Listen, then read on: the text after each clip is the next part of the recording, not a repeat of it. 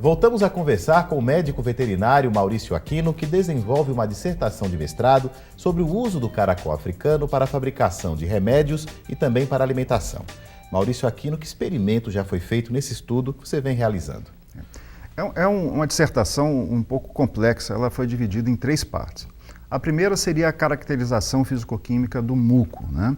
E na universidade nós já fizemos pesquisas para ver a composição de minerais, a composição de proteínas, de gorduras, né? Já existe alguma coisa publicada, mas nós refizemos esses trabalhos. Chegamos a fazer testes para mostrar que ele não é tóxico para as células, que era bastante seguro para o uso, tudo isso. Essa primeira fase já está praticamente concluída. Nós começamos a segunda fase, que é o experimento em vivo, em células. Utilizamos células de córnea de coelho, tá certo? E estamos testando várias concentrações distintas para ver a ação sobre esse tipo de célula. Ver qual reação ele teria sobre essa célula. Isso. Primeiro para ver qual tipo de reação e qual seria a melhor concentração do muco para ser utilizada para essa finalidade.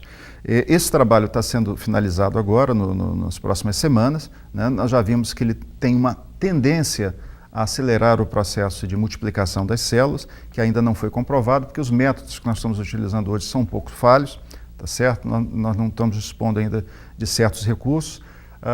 Por isso que a terceira e última fase do projeto vai ser definitiva, porque é o teste em vivo, onde nós vamos utilizar para a regeneração de células de coelho. De coelho. De coelho. Será utilizado. E aí não tem como negar a utilização sobre os resultados, vão ser benéficos ou não. Cicatrizante. Isso. E também existe uma tendência à fabricação de etanol com esse caramujo? Como é que é isso? Isso foi uma matéria muito interessante que saiu recentemente de pesquisadores da Bahia, que descobriram um fungo no trato digestivo do caracol africano, que tem uma capacidade de transformar a celulose muito maior do que o que a gente utiliza hoje para o fabrico de etanol. De etanol. Quer dizer, de acordo com essa pesquisa, você pode produzir com as mesmas condições que se utiliza hoje, o dobro da produção de álcool. O dobro da produção? O dobro.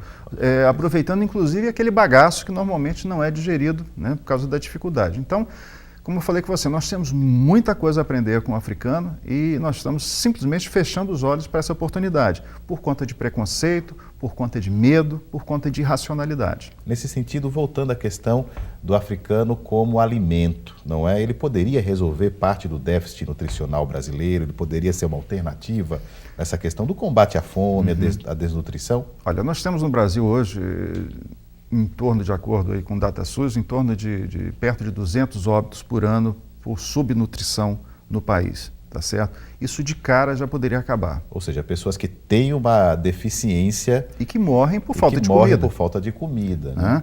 Então, o aproveitamento imediato do africano para essas comunidades já, por fatores nutricionais, já reduziria para 0 o número de óbitos, tá certo?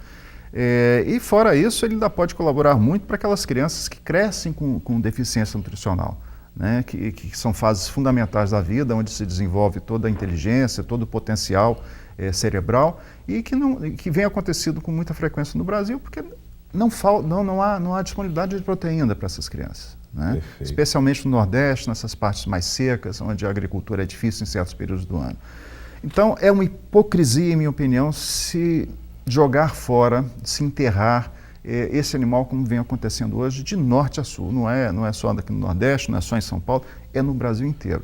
Tá? Porque se divulga que o animal é perigosíssimo, quando na verdade não é bem esse o caso. A comunidade que tem acesso, como é que ela pode fazer? Ela pode colher, ela cozinha, como é que ela pode fazer para se alimentar com esse caracol? A gente só não recomenda que se colete animal perto de bueiros, de esgotos, no meio da rua. Mas em propriedades rurais, né, onde esse animal está no pasto, em abundância, né, e em local aparentemente livre de contaminantes, esse animal pode ser capturado, mantido com alimentação hídrica, só com jejum hídrico durante aí uns 5 a 7 dias, para esvaziar o conteúdo intestinal, e depois disso ele é abatido em panela. Quer dizer, deixá-lo em uma localidade seca para que ele não beba água, é isso? Não. A água você deve dar, você não deve dar comida. Comida. Né?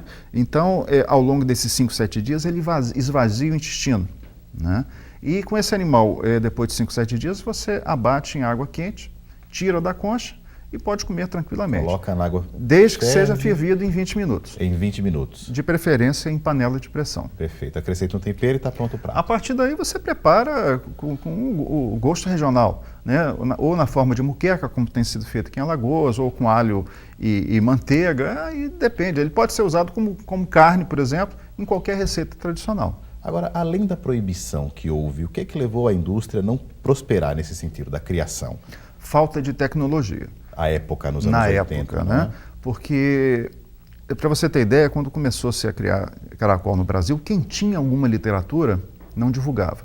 Tá? Eu vou ser o melhor porque eu tenho informação. Tá?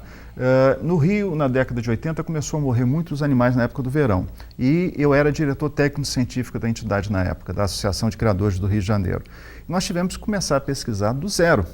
Se eu não tivesse tido na época o apoio de um colega na Universidade Federal Fluminense, lá em Niterói, que era um patologista formado, doutor nos Estados Unidos, nós não teríamos a menor condição de começar a desvendar o problema, porque não havia literatura disponível. Tanto é que essa primeira doença que foi diagnosticada no Rio é inédita no mundo, tá certo? Então, tudo é muito difícil quando você está começando uma atividade, mas não quer dizer que seja impossível. Que seja impossível, intransponível, né? Havia um problema também com relação ao invase? Ninguém sabia como devia, quer dizer, ninguém sabia. Na França, isso já era um segredo muito bem guardado. Mas no Brasil, ninguém sabia como preparar o caracol para colocar numa lata, né? Qual o tempo de cozimento, porque se você cozinhar demais, ele fica muito quebradiço. Se cozinhar de menos, ele fica borrachudo. Então, esses detalhes ainda ninguém sabia.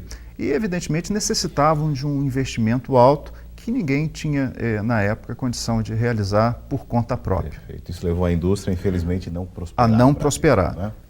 Perfeito. Maurício, queria agradecer a sua presença, parabenizar pelo estudo aí com os caracóis e desejar sucesso. Obrigado. Sou eu que agradeço a oportunidade. Perfeito. E o Conhecer de hoje fica por aqui. Para você que nos acompanhou, muito obrigado. Até a próxima.